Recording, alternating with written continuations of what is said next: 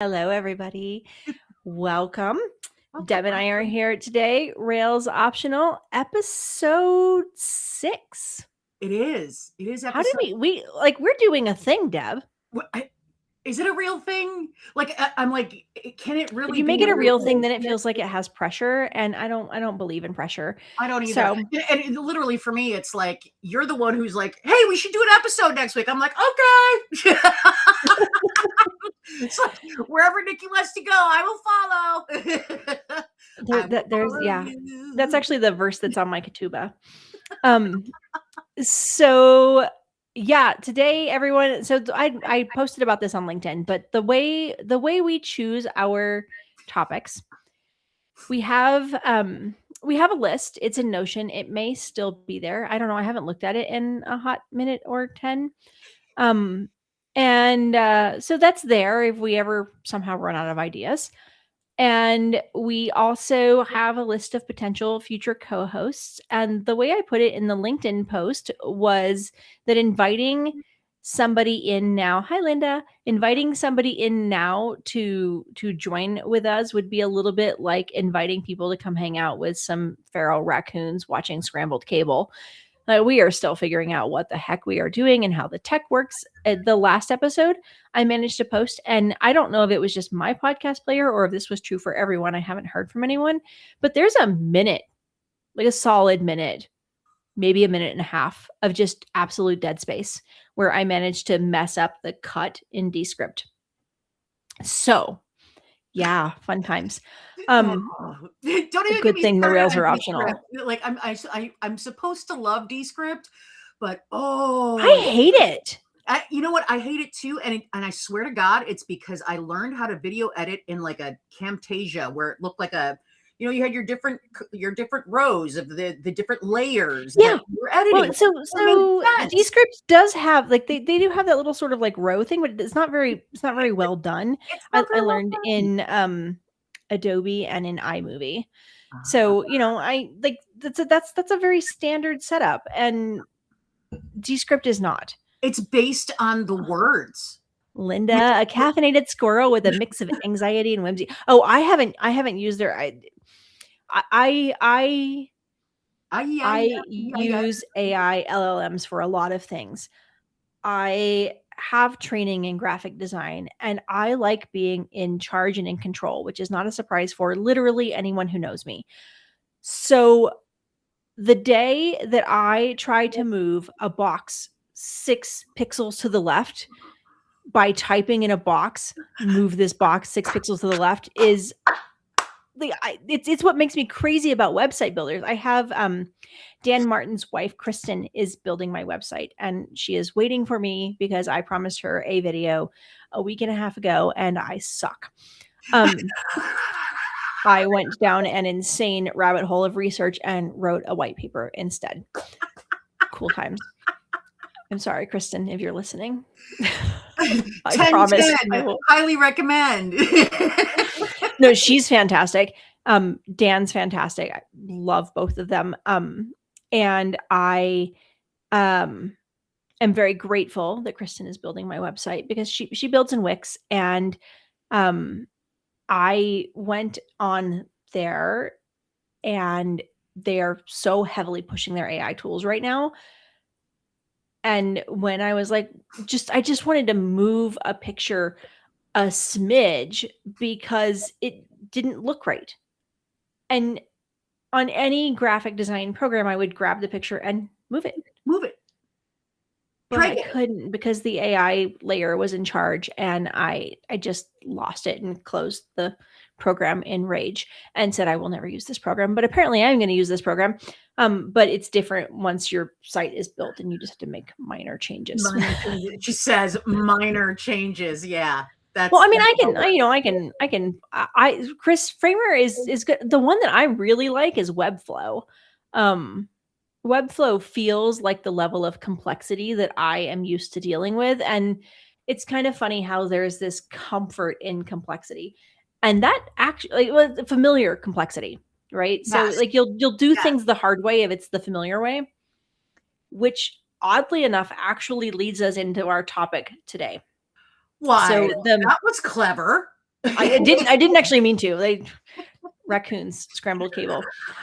So the thing I messaged Deb, I got this article about this high spike in CEO resignations, and the CEOs are citing an unwillingness or an inability to lead through AI transformation as their reasoning. And on the one hand, it's hard to blame them, right? You're talking about companies who failed at basic cloud integrations, and AI transformation is not that, right?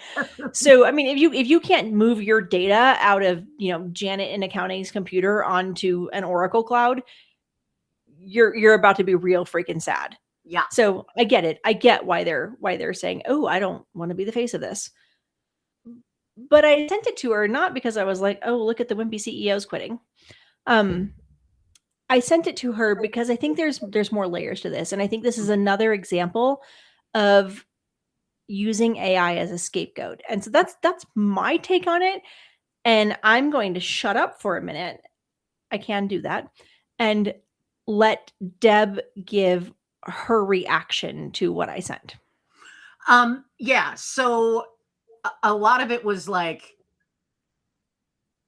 it's funny to me because the role of CEO for so many decades has been this like it's like the top of the pinnacle. It's like what everyone wants to go for. I remember when I was at Accenture, it was like the career route was either up or out.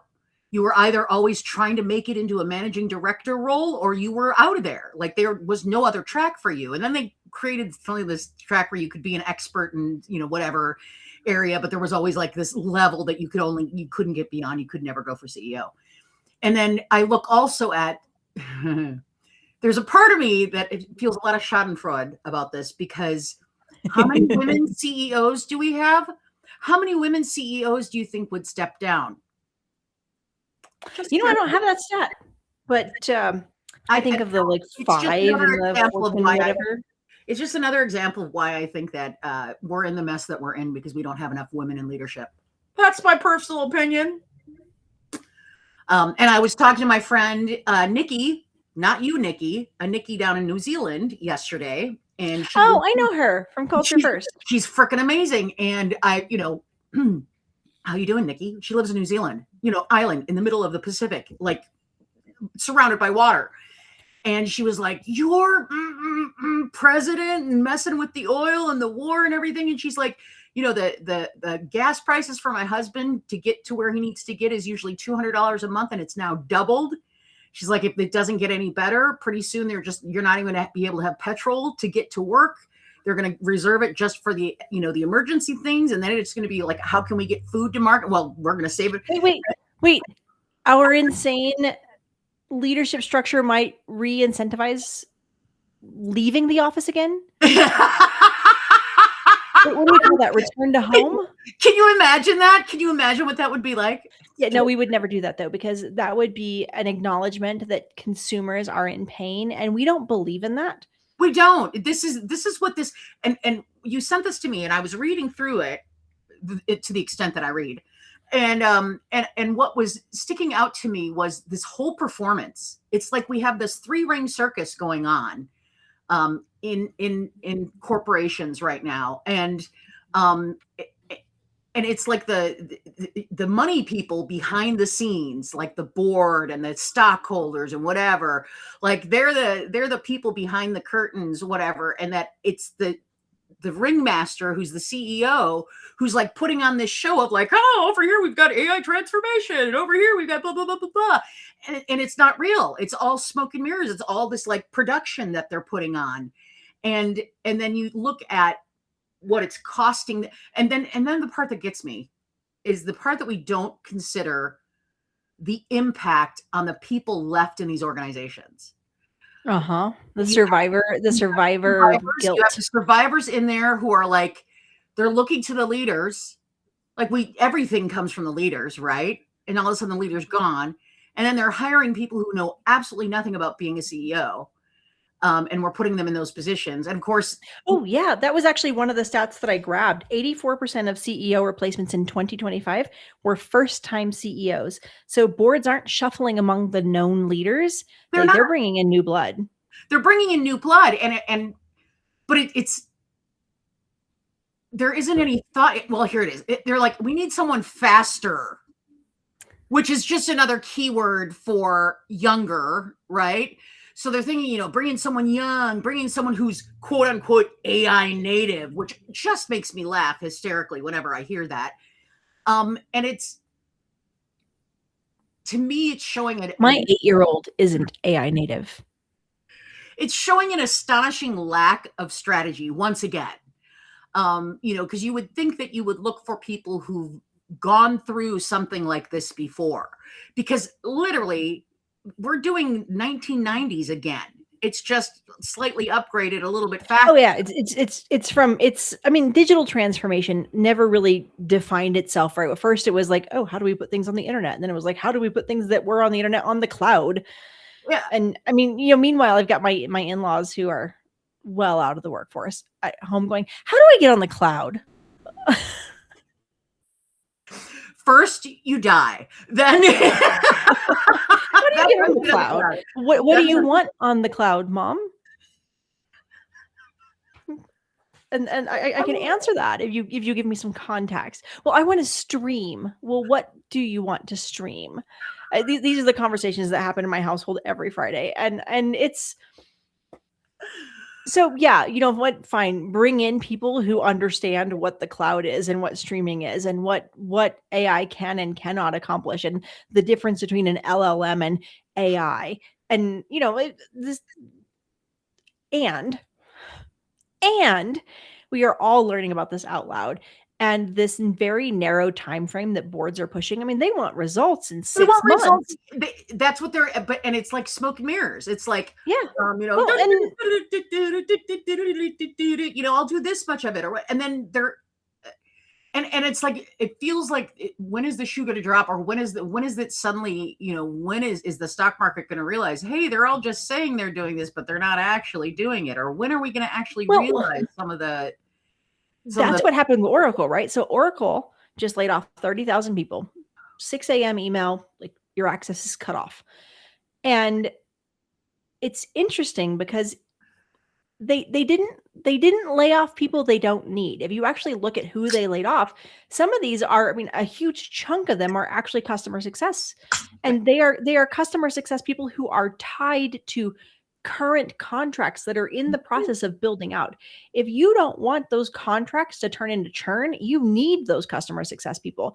And those are not roles that can be replaced by an AI system yet.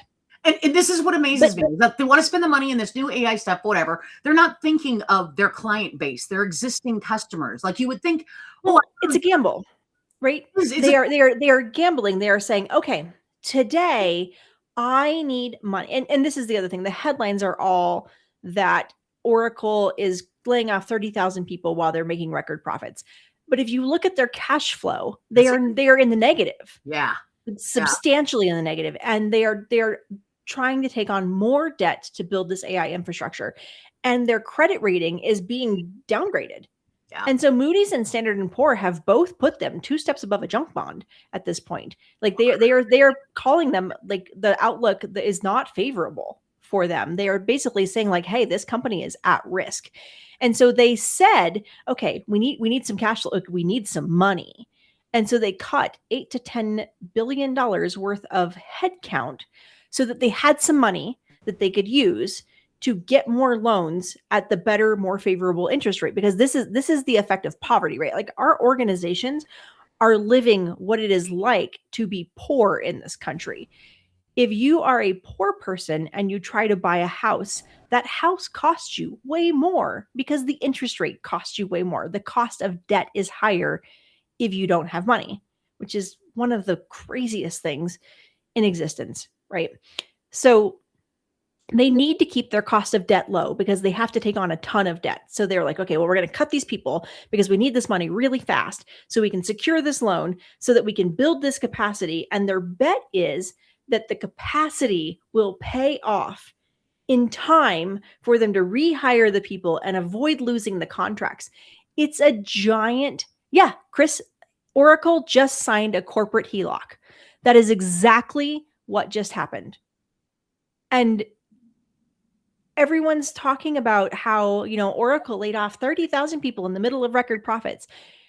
We are not mad about the right thing. No. And that's what I said in the LinkedIn post. We're not mad about it. We're not, the structure of everything. It's a house of cards. The whole thing is a house of cards.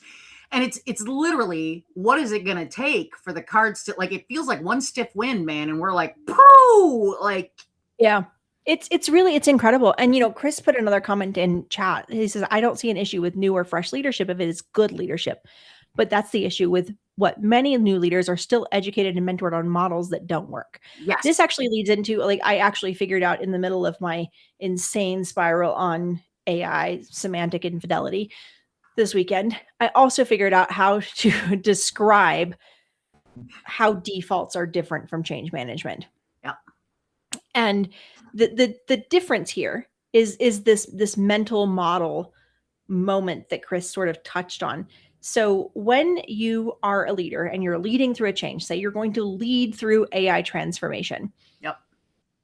Jason Averbook and Jess Von Bank have both talked about this too, that AI transformation, if you are thinking of AI transformation as taking an AI system and making today faster and more efficient, you are not thinking of the right thing. Mm-mm. That is not what the work of AI transformation is. Oh, I can't hear you. I lost your voice. You can't hear me? Oh, now I can. Okay, sorry. Oh, I think you're getting an echo with your mic too. You're making faces. Does that mean you can't hear me? Is there still an echo with the mic? Yeah, like you don't have headphones. Bucket. All right. I don't either. So, okay. You're a CEO. You're leading this AI transformation. You're one of the ones who stuck around. You're not Coca-Cola or Walmart who just quit, saying that they aren't the right people to lead this. So, if you are following the traditional way of doing things, you are going to get your vision down to the employees. And there are different things that happen at different levels as you're beginning to translate your vision down to the employees, or you're beginning to express your vision for this transformation to your employees. So you have a vision, your employees execute your vision. Between those, there's a lot of noise. So there is what the employees understand about your vision. So the employee receives your communication. They may or may not interpret it the way you meant it. And so traditional change management, the way it is often implemented is a communication layer. And it's correcting for that. The employee didn't understand what I said, so I just need to say it more often and in a slightly different way, and in a town hall and from a podium and in the news and in a slide deck and in their newsletter, and they need an email from me, right? So they just flood communication channels. Bad change management, but change management the way it is done so often. Good, more mature change management is change management that adds another layer. It adds the sort of organizational development layer where they look at the systems and processes, right? And this is the narrative we've heard a million times. First, they're like, oh, your change isn't working because of people. And then they're like, it's not your people, it's your systems, right? And that's true. That is absolutely true. And your change is still going to fail because underneath, I just bumped my microphone. Underneath those systems are beliefs. Mm-hmm. And when you try to change beliefs, and we know this from politics and religion and like all of the big fields, and somehow we haven't learned it in business.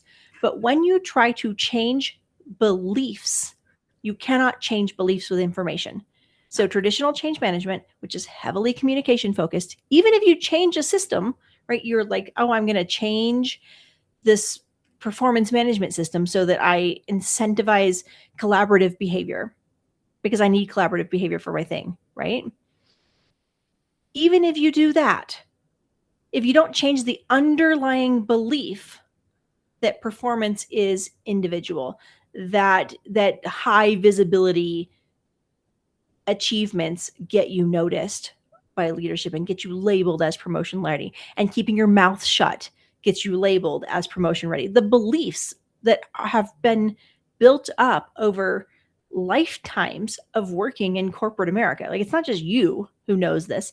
Your parents know this. Your aunts and uncles know it. Your entire community knows it. Your neighbors know it. It just is. Yeah. Right? It's not you don't even recognize it as a belief. You just recognize it as a fact.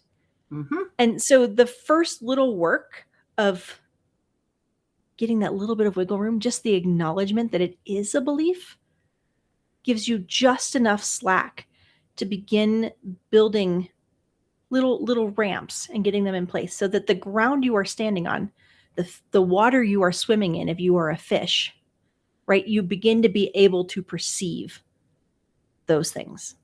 Yeah. That was really long. But that's the work that we have to do. It was lovely though, because it is very true that it's beliefs. It all has to do with beliefs. But it's the thing with beliefs is, does it really serve the organization as a whole to actually counter those beliefs? And here's the thing. It definitely didn't serve the organization of the past. Those beliefs stayed in place because those beliefs supported the path the organization was on. Yep. But yesterday is not tomorrow. And yesterday is not tomorrow in a way that is so much more substantial than any other change period that is known in living memory. I mean, we are talking the level of disruption that the Industrial Revolution brought. And we don't have a reference point for that. We don't. We have no reference point for that. It's absolutely true. It is. And it's fascinating for me to watch how many people don't even see that it's happening. Like, yeah, because that's it. It's the water you're swimming in, right? You don't ask a fish to describe their water. I mean, like, we don't look around and see air. No. We know it's there because science. But cave people didn't know air was a thing. They may have known wind was a thing, and discovering that wind was a thing may have given them the first clues they needed to discover that air was a thing, right? Yep. But this is the thing that is so hard about defaults. They exist at this sort of epistemic level, and we haven't been educated to see them. Nope. I mean, I checked it out. The top 25 MBA programs in this country, the vast majority of them, like I think only 2 of them, even have one course on organizational development. That's the field that teaches you to add the systems and processes into change management. Yep. They don't have that. Epistemology is philosophy. That doesn't exist in business education. Nope, it doesn't. And it's I actually had an interesting conversation with a gentleman who was talking about, his name is Perry. He runs a thing called the Octopus Movement, the Octopus, whatever. And he's a firm believer that neurodivergence is what's going to be, are the thinkers that are going to lead us out of this, or that are going to help us actually come out of it. The people who don't think in the linear way, people who make leaps in logic, leaps in that, because for us, we can see the water. Like, we start choking on, like, every day we're choking on the water. Like, when you and I are like dealing with the things of everyday life that other people just take for granted. Yeah. And we're like, well, you're the cave person, right? The cave person who has to walk full face first into the wind. And we're like, oh, I can't breathe. Oh, maybe wind has something to do with breathing. Yeah. Or I like to see that we're the canary in the coal mine. Like, we're the canary that's like going, hey, the pace of life that you're trying to get everything running at right now, it ain't working. It ain't working. Is it Ludmila Preslova who wrote The Canary Code? It was really well done. It's a book that I would highly recommend. She is very, well, she was very active on LinkedIn for a little while. I don't know if I haven't seen her stuff, but the algorithm is so weird. Who knows? But she writes a lot about this, like the neurodivergence in your organization are sort of the organizational immune system is not the right, not the description she used, but they're sort of your alarm system. They're your alarm system. And And this yeah. is the conversation I had with Nikki yesterday, was that there was a couple of things. One of them was that there's so much fear of anything that's other, right? So we have anything that isn't like us, we fear it. So there's something like that with neurodivergence, but it's also with just everything that you see now. That person doesn't look like me, so I'm afraid of them. They don't worship the same way I worship, so I'm afraid of them. They don't do, so I'm afraid of them. And everything is built around that. And we've, the way I was brought up, my mom was bipolar. And from a very early age, I knew that there was something shameful about having quote unquote emotional or mental issues, right? Mhm. And since neurodivergence is kind of clumped in with all of that, I swear to God, there's still this overhanging shame or something around being different, and it's just wacky. Yeah. I actually had this conversation on Substack in comments on one of my posts or one of my little notes this week. The fact that we have decided that the most compliant form of a brain is the box that we want to shove every brain into says a lot about our society. I think I sent you some of these TikToks like in the way back times. Yep. And it was this person who was looking at these common conversations as if the neurodivergent brain was the standard and the neurotypical brain was the one that was actually considered weird. And my favorite one was, it was like one mom talking to another and she was like, "Oh yeah, I know Timmy is neurotypical and he can get really really struggle with creativity and with an ability to see different uses for things, but I think he's going to be okay." And, I think like with accommodations, we can teach him to see things in a couple of different ways. And maybe we can do some different kinds of training to help him and accommodation. And I was like, yeah, what if that was the world we were in? Do you remember that? Did I send that to you? Yes, you did. You said that woman is hysterical, by the way. She's one of my favorites. Absolutely. I can't remember her name. Yeah. But yeah, but it is like we have this idea. And when I will send it, Chris, I'm sure I've got it saved in my saves, and TikTok, thank goodness, like keeps your saved things forever. So I'll just have to scroll backwards. I can't scroll backwards in my convo with Deb because that is impossible. But yeah, there's some really good creators out there in this space, and just sort of understanding what they're doing. I have some rabbit hole notes if you're tired of the CEOs, Deb. Let's do it. Well, I mean, the couple of things that I wanted to say about the CEO, we've already kind of covered it. The one thing that I think is very interesting, and I touched on it briefly, was how it used to be that being the CEO was like, oh, but now CEOs are experiencing more death threats than any other time. So now it isn't such a great thing to be the CEO, and that might be part of the reason. Effect. Yeah. But then there's also this part of like, they're at a certain level, they're making a certain amount of money, they're getting these, and they can just exit and they don't have to worry about whether they're going to lose their home, whether they're going to lose health insurance or anything like that. So if they don't want to do the AI transformation, they can just go, bye, I'm outie. And then other people who are stuck as survivors or who get laid off are kind of like, oh, I guess I'm stuck. I guess that's one of the reasons why you want to have a lot of money, is that then you don't have to do the shit you don't want to do, I guess. That's an interesting segue into one of my rabbit holes. Actually. So I had this question coming in, was like, are we seeing a moment where the intensity of the layoffs and the negative sides of being a CEO have reached the point where CEOs either simply don't want to be the face of it, or they don't want to do it. Like they've actually reached that man in the mirror moment where they're looking and they're like, I don't want to do this. This is not the legacy I want to leave behind. I don't want to be the person who laid off half the workforce. Right? Yeah. So Is there any of that though? Is there any of that, Nicole? Here's the question, and the rabbit hole is, can there be? And you covered it a little bit, right? The CEOs who have managed to save and who are going to keep their health insurance or whatever, like do have this ability to opt out. But if you think of like all the sort of middle layers of management, yes, yep, we don't have our safety net has holes the size of the Exxon Valdez in it, right? Like we don't have a real safety net. We have like a safety string, and you hope to God you land on it like that cat on the poster.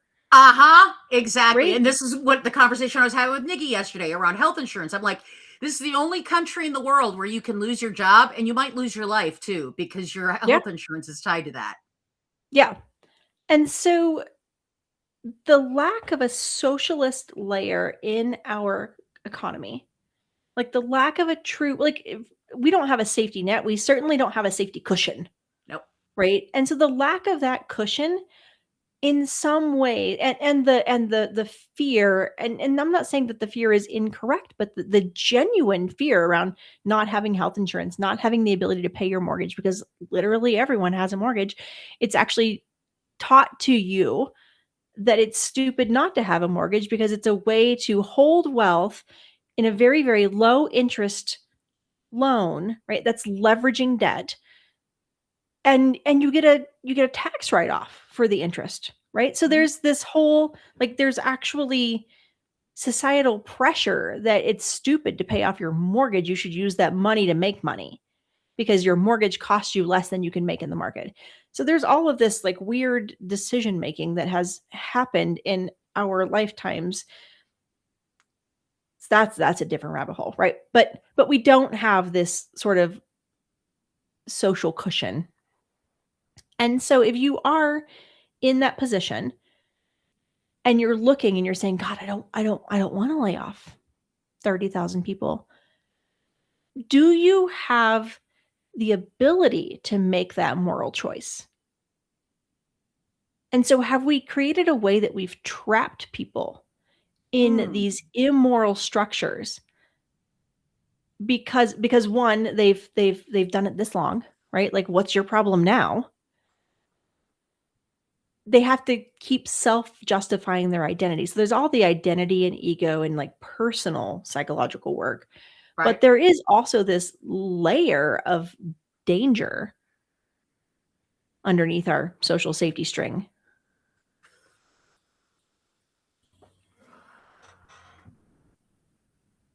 I'm just thinking this through because I'm like, on the very surface level, if they're the CEO and they're like, yeah, I ain't gonna do this. This ain't gonna happen on my watch. Do they really have the power to say that? Do they have? No. They'll just get fired, and someone will come in who will do it. Fired, and someone else will do it. Yeah. I mean, so it's all a house of cards. Like, you're the CEO, you really don't have any power. You have the power that you're given by the board. And you can't talk about what's really going on, because if you talk about what's really going on, then you reduce investor confidence. Yep. And if you reduce investor confidence, you raise the cost of debt. And these companies are so heavily leveraged. I mean, if people truly understood what EBITDA has done to our economy, like what that being our primary metric of corporate stability has done to our economy, they would be horrified. See, I know nothing about it. I know absolutely nothing about it. I have a whole like video series mapped out explaining it with Lego, but I haven't figured out how to like position the camera. We'll talk about it. Maybe we'll get into it in this episode, but that does take me to the next thing, right? So you have this amoral behavior that's going on, and you have people who are trapped in the system, but you also have a system that people are just it's not common knowledge, right? Like you just said, you don't really know how private equity works. I have no idea. Most people don't. Most, if you say leveraged buyout, that is not a thing that makes sense to most people. No. So now I want you to think of all the job descriptions you see where, and I'm going to pick on M&A because it's a really obvious one and it's very much tied, but this is not just an M&A thing. Yep. But where you have these job fields where you have morally questionable behavior that you must engage in, where you must be the person who lays people off, where you must be the person who denies Jill's dad's cancer treatment so that you can save United Healthcare $12. Yep. Right. So like when you have to do this really, really ethically problematic work, one of the functions of a job description that requires that specific kind of experience. I mean, if you say like, M&A experience is a job requirement, my dude, if you can train an HR business partner from Oklahoma to handle California's employment laws, you can train any regular HR operator to handle the complexities of M&A. Yep. But it serves as a secondary filter. It serves as a moral filter, because if you have M&A experience and you are applying for another M&A job, you are demonstrating that you understand what you're getting yourself into and you're okay with it. I never really thought of it that way. I honestly never thought of it that way. And this is honestly, Nicole, it's because I'm kind of clueless sometimes, because when I think of M&A, which mergers and acquisitions, I'm thinking about the operational side of it. Like the idea of taking two organizations and trying to merge them, or yeah, but Deb, you've done that. Yeah. You've done workforce planning. What happens when you do a merger and acquisition? What does workforce planning mean? I haven't really lose their job. It is, it is. It does. It of course, at the level that I was doing it, it was numbers. And I hate to say that, but that's the thing, is like it was a spreadsheet to you. You didn't see it. I did not see it as these are. It was what is it? What is the word that we use for it? Person, FTE, full time employee. An FTE. An FTE. It was an FTE. Yeah, and that's how many people manage to survive their jobs. Yeah. By the way, they don't see the person behind the number. Yeah. But when you are the HR operator who has to deliver the news, that's a whole different story. Oh my God. And so it is.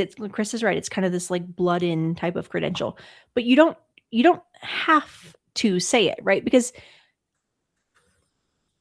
it's doing these two different jobs. The first job, the first thing it's doing is probably valid, right? Like M&A is complex. Yeah. And so you do need the ability to handle these complex situations. And so you are basically using the fact that you did it before to prove that you can do it again. But you're also using the fact that you did it before to prove you're okay with doing it again. And that you aren't going to be the person who comes into the organization and holds a mirror up to everybody else who's doing it. Yeah. Do you know how freaking unpopular you are when you're the person who's naive to these systems, who comes in and says, wait, you want me to do what? I mean, it makes sense. It does. It really does make sense. Yeah. And so it going back to where we started, this is a belief thing, right? And so if your beliefs match, you don't even recognize it's a belief. Yeah, Chris, I can see you coming into a corporation and having that exact experience. I was lucky enough to learn at an early stage in my career what these kinds of roles required, and to opt out before ever being presented with that. See, I didn't know any of that. I had no clue. So when I interview one of the things that I am incredibly clear about is how important values fit is for me. And I'm very open about my values. And so I think that several organizations self-selected out of selecting me, right? They were like, oh God, she's going to be miserable here. And so, there's definitely that aspect. And that's one of the reasons I sort of have always landed in this, like the universe gives you the roles that you need for whatever you need to learn or that will keep you comfortable and keep you happy. And there are a lot of companies in this world that I would not be happy in. Yeah. And that just, I mean, I used to say all the time that the two things I wanted from a job is I wanted to work with people I liked working with, and I wanted to know my job didn't make the world worse. And it turns out that's really hard to do in HR. That's almost impossible to do in HR, actually. How freaking sad is that? Because I mean, I can look at any of this, any function, the recruiting, like any of them, like you'd think. Because I mean, personally, I think recruiters are like when they're actually out to help someone get a job, get their livelihood, and work for a company that they've always like having their dream job, which still makes me laugh now every time I think of dream job. Like I have no dream job. It doesn't exist, but I have it. Well, me too. I do too, but I'm working on making it. Workplace joy strategist. That's that's who I am. But there really is no HR job that has the positives. I'm literally paging through my memory of all the different things and the different roles that different people did, trying to think of what would be the one. I was like, what about rewards and recognition? What about no, that's horrible. Like every single one rewards and recognition at least has like a good soul behind it. You just don't get to do what you're told you're doing. No, you don't. And benefits is another one of those, like where you should be able to do interesting things and helpful things and like, oh, look, I get to help people have benefits. No, I just get to tell people all the benefits they don't actually have. They don't get to have, or the reason why they're not going to qualify. Or the reason why they don't qualify. Yeah, exactly. Or, it's sort of awful. I do not like the operations side of HR. The thing that almost broke me entirely was my very, very brief stint hanging out in employee relations, wherein I learned that employee relations shockingly frequently meant making a decision in favor of the more expensive person. And yeah, I had feelings. Yeah. So yeah. That one, this is why I stayed away from employee relations. I was in the operational stuff where I had to go get the data. Like I had to go grab the data of all the facts and figures and everything like that. But data analytics was fun. Although data analytics was also really depressing and messy because I discovered data analytics might have been the beginning of my obsession with definitions. I mean, I had some level of caring about it when I was doing research, but you can make the data say anything you want it to do. You can do that. Yeah. I mean, it's data, but honey, depending on what lens you look through it, you can make it say anything you want. I realized this when I was crunching data on this thing that I had set up, and I was like, oh, this wasn't that big of an increase. And she's like, oh, let's look at it from this way. And I was like, oh, okay, I guess that does look better. Yeah. No, there's so what's that quote? There's lies, damn lies, and then there's statistics. That's life in analytics. And it's funny, like, Bill Yost has this whole hysterical setup with, if you give an executive a dashboard, and they make me laugh so hard because it is the experience I've lived, where you just have this moment of, oh my God, would you make up your mind? And just frustration. I once told a manager that the next time I did an analysis, I was just going to send a blank piece of paper with a checkbox up, because all they really cared about was checking the box, and they didn't care about what the data said because they were going to do whatever the hell they wanted anyways, no matter what the data showed. I am so freaking glad that I was done being responsible for the employee engagement survey before the RTO, because I would have lost my crap. I cannot tell you how many comments there were about, gratitude and the ability to be included and the ability to get your work done and the ability to even have a job. because of the fact that you were like working from home. And then they pulled off an RTO and managed to try to justify it by saying that people were asking for more connection. Like, nah, dude, people were asking for more connection dollars. Uh-huh. Those are different. Very, very different. Completely It was different. the most cherry-picked data I've ever seen in my life. And, you know, it's funny because, like, people talk to each other. They know what they say on that survey. And so everybody knew it was a lie. Mm-hmm. And so then everybody starts making up their own, they fill in the data with their own truth. Yeah. Like, is it because of a lease agreement? Is it because the CEO is lonely in the bathroom? Like, That's a whole nother like thing that we need. No, I'm just kidding. But my I mean, CEO can't pee alone, so now we have to go back to the office. Do you know, I took an 8% pay cut on childcare alone with the return to office. And that was just 3 days a week. Childcare alone, not counting gas, not counting tolls, not counting wear and tear on my car, not counting the like extra laundry. Like, to me, 8%. it makes no. And I held on to Accenture so closely because I was an HR person who got to work remotely since 2006. And now, when I was job searching, it was like a remote HR job is like fewer than hen's teeth. Hens don't have teeth, right? That's the reason why you say it's fewer than hen's teeth. I'm not going to go down that rabbit hole. Yeah. You're looking at teeth, Deb. Who actually has teeth? I don't think they have teeth. They've got beaks. I don't know. I've never actually looked that closely at a hen's beak, to be perfectly honest. But it's so rare to find, and so I would look, and there would be these amazing roles that I would see, and I'd be like, oh, and I'd get excited, and then I'd see, oh, and you need to be in the office. This one, I'm like, what? I don't. What? And so you have the whole weight of connection weighing on the only 5 HR people that are actually showing up. I mean, it's just the whole thing is just ridiculous. Well, and I have had, so my team was virtual when I joined that company, and it's one of the most incredibly connected teams I've ever been part of. Yep. When we got disconnected is when they started cutting our team in half every October. Yeah. Like, it turns out that like laying off half the team and making us all survive and then laying off half of us again, that causes disconnection. Big freaking surprise. Hard like, to believe. Disconnection is on your survey because you created the conditions that cause disconnection. Katie, I do want to address one little thing in chat. So she said, and those surveys are never anonymous. All right. Yeah. I am going to rampantly disagree. And that's because I've run the survey. And so they are,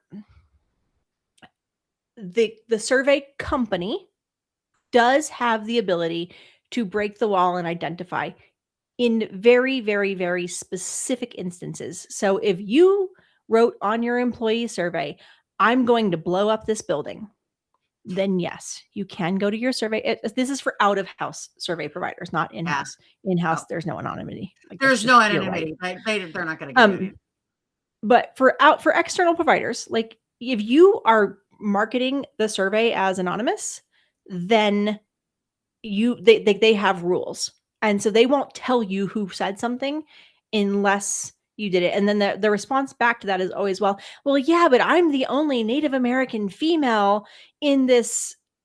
And I use that example because that's been me in this part of the org, so they can figure out who I am. And the way that survey companies handle that is any group that is smaller than 5 people, they won't let you group down, and they also won't let you filter down by the next largest group. So that if you had like 3 Native American females and you had 8 Native American males, and then like the other categories were all bigger than that, you wouldn't be able to filter by Native American at all. And the next demographic, the next racial demographic above that. If you can always filter by male, female, unless there are fewer than 5 females or fewer than 5 males, and in which case you can't sort by gender at all. Yeah. And you know, if that was actually one of the reasons that we didn't have more gender identities in our survey or in our HR database. It wasn't like you didn't report it on the survey. It was like it came from the profile, like from the survey company. but you made your data too hard to filter. Yeah. Which sounds sort of crazy, to reduce the identity of people down for our own filtering convenience. Uh-huh. Yep. And all of it all goes back to the fact that we have not been treating humans like humans in the workplace No, ever we've been since it treating them as started. interchangeable parts. We're They're widgets. interchangeable widgets and cogs in the FTEs. machine. FTEs. They're FTEs. Yeah. As opposed to a And PTE. a PTE, yeah. That's a part-time employee for those of you who aren't familiar with the HR alphabet. The HR acronyms. Yeah. Just crazy. Okay, so what were we talking about? We did definitely go off the rails on that one. We were talking about experience as a filter for those who are okay with ethically problematic behaviors, is where we started this rabbit hole. And before that, we were talking about the lack of a social safety cushion layer as an enabler. Well, and see, that's what has me concerned right now, Nicole, is the lack of that social structure. Because I was talking to Nikki yesterday, and she's like, "Yeah, I have a surgery coming up, and it took like 2 months to get everything, so it was a long time, and whatever." And she's like, "And it'll cost me like $40." And I'm like, "Yeah, no, not here." She was like, "Well, if your husband's unemployed, doesn't he get the social card or whatever?" I'm like, "No, we don't have that. We don't have anything like that. No." No, Here, if you manage healthcare is to a privilege. Here, healthcare is a privilege. It's not a right.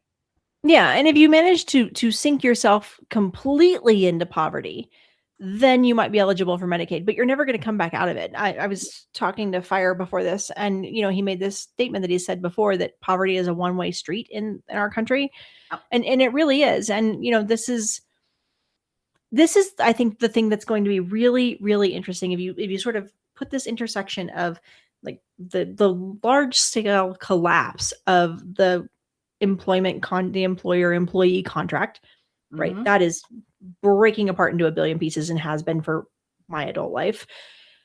If you combine that with the AI transformation, with the wealth disparity that has happened in our country, where like wealth is super, super, super, super concentrated in a very small group of people, and then everybody else just feels like they're struggling. And then you add in this sort of like building pressure because people don't have jobs, and you need to have a job to have healthcare. And soon everybody's going to be on Medicaid. And if everybody's on Medicaid, well, then you might as well just make Medicaid available to everyone, because otherwise you're fucked.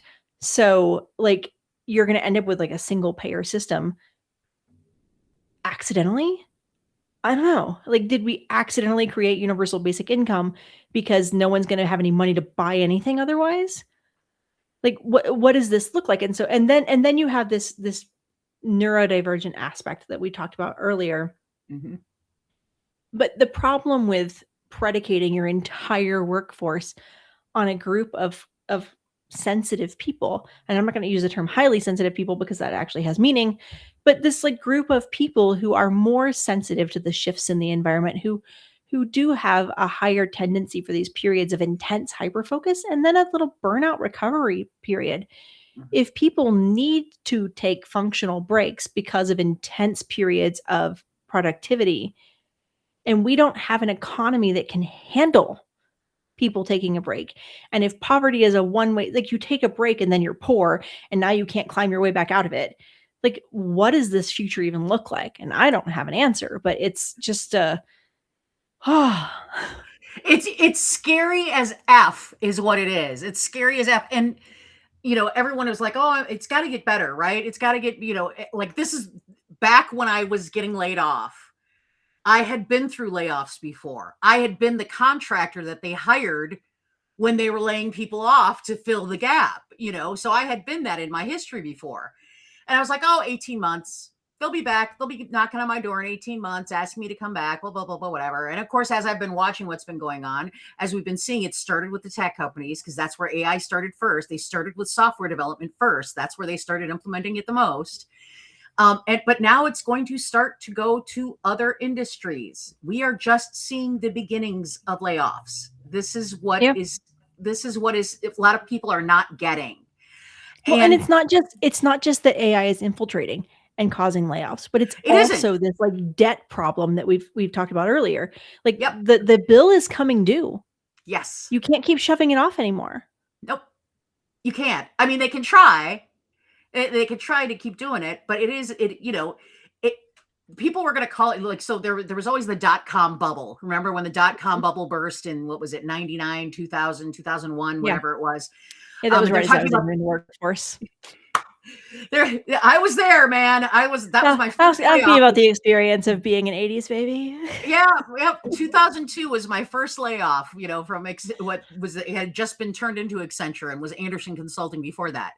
But, and people are referring to it as the AI bubble. And I'm like, it's not even the AI bubble. They might call it the AI bubble just because everyone's just finding that a very convenient thing to use. It's just easier to say, oh, it's just AI, rather than, no, it's our oligarchy of a system that has finally sucked everything out of the system that it possibly could. And there's nothing left for it to extract, which is essentially where we are.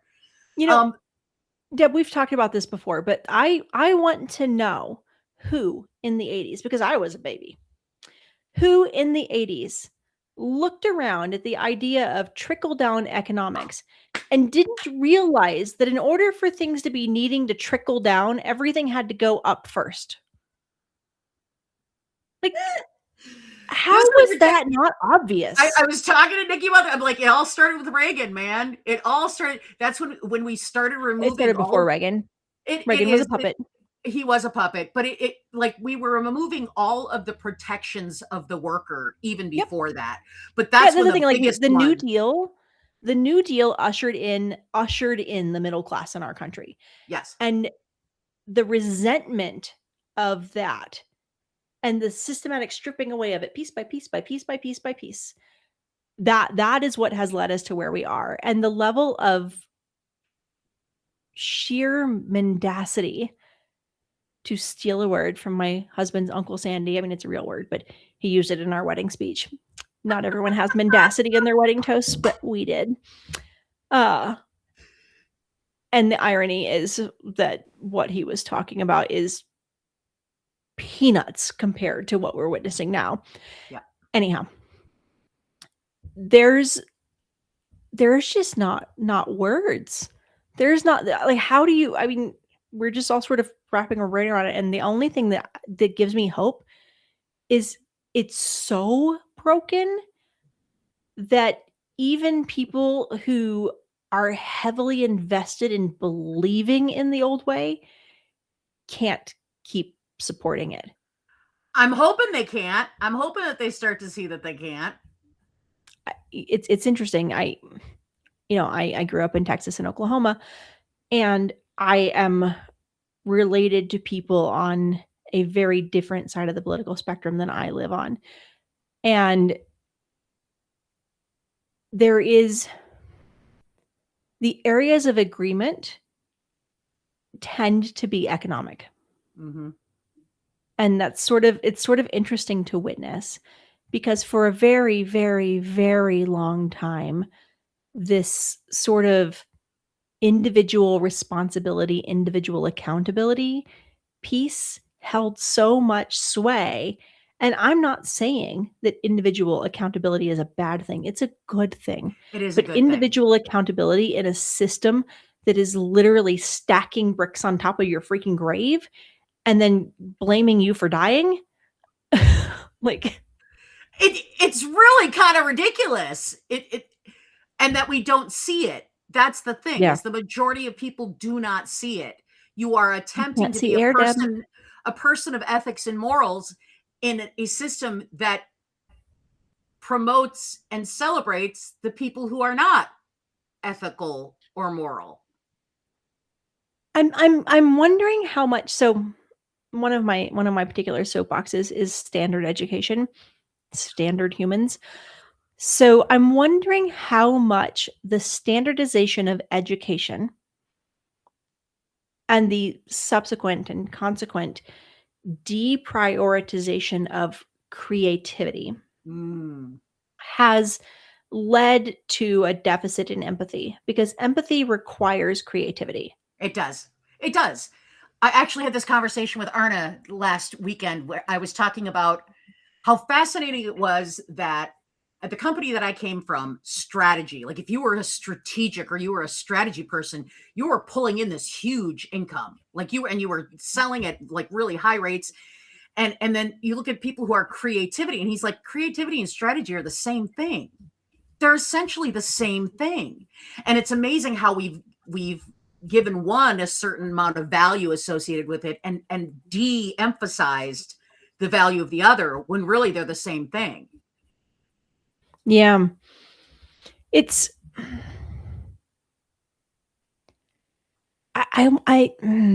I've already said enough mean things about CEOs today, so I'm not going to. I mean, I guess they're easy targets to pick on, right? Like they're at the top of the economy, and They they are. get to do Well, and seemingly whatever they want. And unfortunately, so many of them exemplify some of the worst behaviors and some of the worst, like the most egregious, you know, did you see that? Did you see the Meta and YouTube verdict in California? no, what was this? They found in favor of the girl. I didn't. Jury. So what happened? What was the? Okay, so finally there was an actual jury trial of a child. She was a child at the time. Now she's a 17-year-old who brought a case against Meta, TikTok, Snapchat, and YouTube. TikTok and Snapchat settled out of court. They didn't want their evidence being pulled forward. Meta and YouTube didn't. And so the jury found that the organizations had deliberately, and I'm not looking at the findings, so I can't give you the specific wording, and that matters in law. Yep. But basically that the companies had deliberately created a product that caused harm, knew they were causing harm, didn't disclose the harm, and which we knew, right? We knew this. But yeah, they actually found it. Things that we know that we don't talk about, but that everyone knows it, right? Some of it we did know. I don't know if you read, I think I've told you about this before, but when I read Sarah Wynne Williams' book, Careless People, I mean, I listened to it, but I was in my car, like listening, and I would get home and I would just sit in my garage and keep listening. And I was, listening to this going, what? No. Like, you're talking to your friend on the phone and they're like telling you all the hot goss. What? And so, they really did that. You've got people in there that are figuring out the best way to extract the most that they can out of. That's why your comment from the other time of like, show me the CEO that can tell me the value that I give back to the world. Like, corporations don't care about communities. They don't care about the people. It's all one-way extraction, and it has been.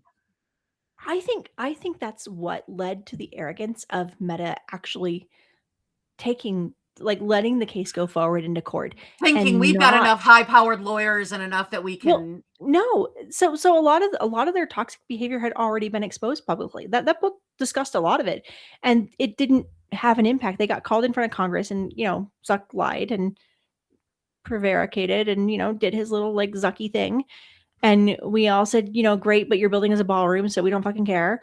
And, whatever. Like, the man tried to buy, like, a huge chunk of Hawaii and then sue the citizens because they didn't want their ancestors dug up. I mean, like, he has zero moral compass. So, but in the book, in the Sarah Wynne Williams book, she talks about the whole issue with Myanmar and the uprisings and, like, the way Meta or Facebook at the time contributed to that. There is an ability to separate yourself to that from some degree because it is a complex political system, and it's hard to know exactly how much you are really driving things one way. I can see their argument. Fine. Was it wrong? Yes. Yeah. Okay. So the thing that really blew my mind, though, and the thing that's relevant to this case, so Instagram sells ads, right? And so to their clients who are buying ad space, they want to know how good the segmentation is. One of the things that the engineers at Instagram had discovered was that girls under the age of 18, within like the 8 minutes after they deleted a selfie, were significantly more likely to buy a beauty product. And they sold that segment, specifically girls who had just deleted a selfie, to the people who were advertising beauty products. They knew exactly what they were doing. Exactly. And they did it anyways. And the difference between that and a situation like Myanmar that's more complex, that is a deliberate evil choice. You know, you have the information directly in front of you. It is a direct if this then that correlation. There is no gray area. There is no argument. You are throwing away the body image and the self-esteem and the like mental safety They didn't of see little girls because they're making you a can make money. dollar. Because they're making a fucking dollar. Yeah. That's what it comes down to. That's what's more important, is making the dollar Yeah. on that. And don't even get me started on the beauty industry. Like, oh God, like how much money is made on the idea that we are never happy with ourselves. And we perpetrate that all the time in our society. Everyone does. Like, Oh, you're yeah. never good enough. You're never, attractive enough, or you're never like, there's always some flaw or something wrong. And so you know me, Nicole, I'm like, y'all, every single one of you is perfect, whole, and complete just as you are. You really are. Now, if it makes you feel better about yourself to get your eyebrows plucked or to get Botox or whatever, go for it. But do it for yourself. I don't have to get my eyebrows plucked. I had cancer. They barely grow. I'm old and mine never have yeah, no, I don't even know. I don't even look. You can tell. I mean, look at us. I can't even remember. The last time I put on makeup was when I was on stage. That was the last time I had makeup on, I think. Ow. I use the little like OG sticks that TikTok sold me. It takes me 5 minutes. I call it the 5-minute face. All right. We are well past our hour. We are. And Descript is going to yell at me whenever I download, and they're like, this is more than an hour. And I'm going to say, I hate you. And I'll probably end up creating some sort of annoying gap again. You know what? Have to do as much editing on this one. Honestly, I love it that people are watching and that people come here and hang out with us. But literally, Nicole, it's just a blast to hang out with you and to just let our brains go wherever they are. Because I always learn something new whenever I talk to you. Every single freaking time. It's like same. It is. I think seriously, Deb, I think our next episode needs to be on this like AI madness that consumed my entire weekend. Yes, absolutely. Because what you just told me is fascinating. Absolutely fascinating, y'all. Girlfriend, she hit on something that I'm there's actually a part of me that's really surprised that nobody else has brought this up. But yeah, then you got to look at it. Most of the AI has been focused on software development, and they really haven't been using it in other industries as deeply as they have in software development. So it makes sense that for your particular area of expertise, there isn't enough people in there who would know that it was actually doing this. Like, because I couldn't tell. I couldn't. I got to hang out. Like, let me. I wrote them in my abstract, so I don't have to remember. It's very scrawly on.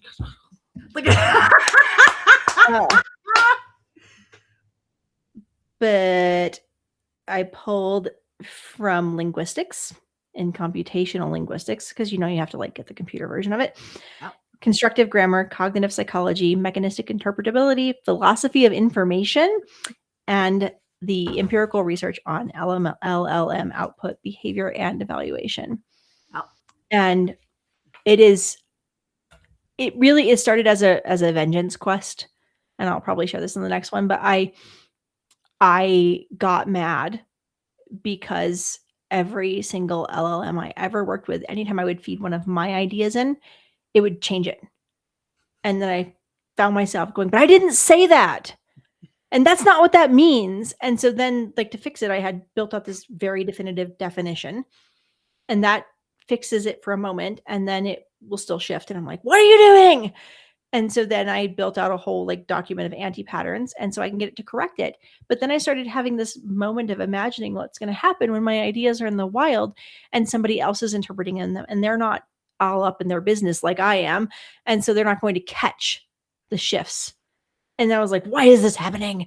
So yeah, I literally reached the point where my husband was genuinely concerned about my health and well-being because I had not moved from my computer in hours. And And and I it, and it, and it, of course, has nothing to do with the fact that you might be not wanting to have to look at your book that's due It has to this. 100% to do with that. It Yeah, 150%. and it also has to do with having delayed the making of the video for my website, because that's actually what started it, was taking my ideas and saying, okay, I need to like turn this into a 2-minute video instead of the 10 minutes it's going to take me to talk about it. And then when it did it, I was like, but I didn't say any of that. None of that's right. And it's not right for this reason and this reason and this reason. And yeah. So I guess So it's at almost the like end of the episode, it's Kristen's fault. it always. Absolutely. It's Sam Altman's fault. Let's just blame Sam Altman. Oh yeah, no, I was blaming Kristen, the person who told me to do the video for my website. Oh, And got Kristen it. only Oh, told me yeah. to do the video because of Dan, so it's actually Dan's fault. If we want to get to the core, like the start of the Yeah. whole thing, the root of it, because that's what you and I are always obsessed with. Where did it start? Where is the beginning of it? I must know where the beginning is. Yeah, well, according to my very, very, very in-depth astrological reading on the houses in the 5th house, it turns out my childhood sucked, and that was the answer for everything. Just so you know. My crappy childhood is predicted in my chart, by the way. That was super fun to discover. Are you shitting me? No. Is this the thing that you saved, that you shared with The me thing I sent you yesterday? was from the 5th house, and that's like this whole like career piece in the work I'm doing, and I Yep. thought that was really fascinating. But then I went into the 4th house stuff because that's your parents, and the moon in Pisces with like in the 11th house, and like literally the like astrological configuration flat out predicts that I will be one of those people who just sort of builds their own family. And like who you're born to doesn't matter, that God gives you family in lots of different ways. I mean, and this is like, we were talking earlier about connection and remote. I have friends. I mean, I've never met you. Yep. I consider you one of my closest friends. Yeah. We've never even been in the same state. We never have. But this is how I operate Yes, too. Linda, I can send you. It's actually Enjoy Prompt Club. If you look Enjoy Prompt Club in the personality little corner that I've let get dusty, there's probably spiders. Go in there and grab it. Grab the thingy in there. Yeah, because you can create your own. This is Yes, what I Katie, do. you can be part of my family. You send me pictures of your child, so I think of you as my family too. And Chris is right there. Chris, you want my astrology bot? I'll send it to you. She's giving that astrology bot away for free. She's like I mean, whoring it out. It's just for fun, but freaking it's super complex and amazing. It's super complex. In fact, I have to always go, okay, give it to me in weekend language. Give it to me in analogies that I'll understand. I can tell you that if you ask it for things in weekend language, you're subjecting yourself to increased semantic infidelity. There's your term for the day.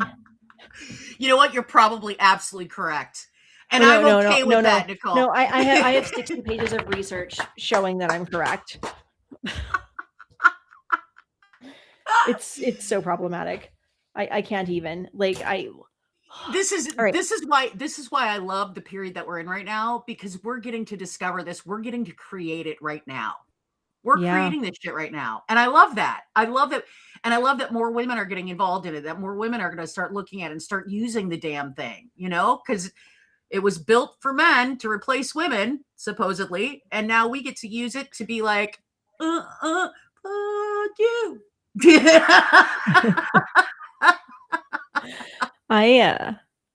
If MBTI can be corporate astrology, I don't see why we can't reverse it. Chris, I gotta tell you, astrology, if you get deep into it, is significantly better than MBTI. But and I say that as someone who actually does like MBTI. I just don't like how it's been misappropriated and misused. So yeah. I thought I was an introvert my entire life. Now that I know that I'm an extrovert, so many things make so much more sense now. And I don't beat up on myself as much for other things. It's really weird. It's really, Yeah, really weird. it's funny, your inability to recognize your own energy patterns and have a crash every single freaking Wednesday. I'm like, Deb, what are you doing to yourself? Like you are like the FOMO queen of the world. Like, stop this. Just say no to something. I say as one of the people who frequently makes you say yes to extra things. It really is that I operated for so long that, well, first of all, there's your word, right? If you give your word to something, you got to do it. And I operated so much in the world of, it doesn't matter if my energy isn't like, if I said I was going to do it, I have to do it. Like, that's part of it. And part of it also is that I just honestly, I'm like, there's got to be a way. There's got to be a way I can have it all. I want it all. How can I have it all? I want to do this and this and this and this and create that and do that and do that. I just got to figure out the way to schedule it all. I mean that's such an ADHD impulse, right? Like, if I just find the right scheduling app, my life will be fixed. Not quite. I mean, you don't have any in the closet to my right, because I had to move very quickly because my husband wanted I gave up my office to be the workout room. And so I ended up moving into his office, and it was very tiny, and it was awful, and it was orange. There were problems. But he didn't need an office. And so, like, I was in there, but then we stopped having an au pair, and I suddenly had this huge, like, suite that has a bathroom and a little mini kitchen. And I was like, well, I'm moving in there. I don't want to stay in the orange office. I'm going to go live in the blue office, because blue is a much more me color. And so I was moving very deliberately and very slowly and putting things in their proper place. And then Seth decided he wanted the orange room to hold his new bike. So now we have 2 workout rooms, and neither of us work out. Make that make sense. Like, we have 2 workout rooms and an 8-year-old who's obsessed with protein. And you would think we were the healthiest, like, freaking house on the planet. Anyhow, so I ended up having to move everything very quickly. And so there's like a whole box in there that is calendars from the early and like the 2000s and the 2010s that like maybe a month of them got used, and I just like coded them like Frankly Covey. I still have boxes of shit. That's I've got Franklin Covey and Tua and I mean like Happy Planner. And it's always like, if you just find the right schedule and make it make sense that I've like held on to them. I mean, what do I need a calendar from 2006 for? I moved that crap from Miami. It's a memory thing. Honestly, it is. There's no memories in there. I didn't fill it out. But see, that's what I'm saying, though, is that we use these things. I figure out that I do. I use these things to remind me of shit that I know I won't remember otherwise. Like, if I don't write it down, it's gone. It's gone. It is absolutely gone. And so that's why I hate paper now. Everything is electronic. And now that we've got the cloud or whatever, so that I can now it's just take pictures of shit and put it away. Like that's, instead of keeping Claude Code was my unlock. Claude Code. And so I use my little like pin to capture things. And then it like syncs every time I put it on the charger or I open the app on my phone, which is kind of annoying that I have to do a manual sync, but whatever. And then I upload it. Right. And I get sorted. I rarely actually look for it by the sorting. I just go into Claude Code or Claude Cowork and say, hey, I had this idea and I think these were like the vague words around it. And this is like kind of what I was talking about. I don't remember it well enough to do search terms. Tell me what I was thinking of. And it'll give me like 3 options and it finds it. Yep. And it's so helpful. It is ridiculously helpful. Yes, that is it, Linda. There's also if you all like, one of my favorite prompts that I put in, and one of the very first things I ever did with an AI LLM was make it help me create a tabletop game, and using only 2 decks of cards, dice, and paper and pencil. Like I gave it limitations, and I told it like my favorite games: Terraforming Mars and Dominion and Civilization and what? Sims is not tabletop. That's a. I mean, there is a Sims tabletop now, but it's not any good. Hi, Fire! Like he's joining live because we've hung out for like a half an hour past when we're supposed to. Am I supposed to be somewhere? What time is it? I got a call. Are you supposed to be somewhere? I'm supposed to be somewhere in 11 minutes, so I'm gonna have to go. All right, well, go. Spice Trader. I've never played Spice Trader. Asmodee Games has a version. Splendor, is Splendor the one that like got, it was a ripoff of Spice Trader or vice versa? Anyhow, don't know, I haven't played it, but Terraforming Mars is one of my favorites. It remains a favorite in our house. We've got the dice version and the card version and the real version and every expansion pack and the big box and the neoprene mats and the 3D printed things. It's literally the only game we've ever bought an expansion pack for that we've kept playing after we bought the expansion pack. If we buy an expansion pack, it's death for the game. Like Dominion, stop playing it. Even though I love it. Wingspan, stop playing it. Smash Up, that was the original victim. Like Smash Up was a great game. Then we bought all the expansion packs, and now we had too many choices, and no one wants to like look through all the choices, and so we never play it. We need to do an episode on games because Fire. I Pandemic. swear to God, no one wants. Pandemic had, the creators made another game called Daybreak, and it's about global warming, and you can probably get people to play it with you because it doesn't have the, oh my God, I already lived this feeling. Well, it does, but it's a little bit different and a little bit more hopeful than Pandemic was. My family was not game players. And I've always been a person who loves playing games. So it was always this really... Deb, you need to stay here in September, not at the hotel. Like, I mean, are you gonna put up my husband and I, because my husband's coming with. He's got to come with. You got to our guest room has a like good queen size bed and a steam shower. I mean, the only problem is my house is absolute fucking chaos at any given time. I mean, my kids are loud. Elijah is convinced that he should stomp everywhere he goes, literally everywhere.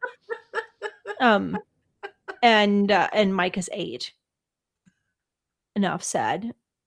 Seth is also a little stompy. I'm the only quiet person in my house. Leadership coaching in a D&D format? Oh my gosh, that sounds amazing. That does.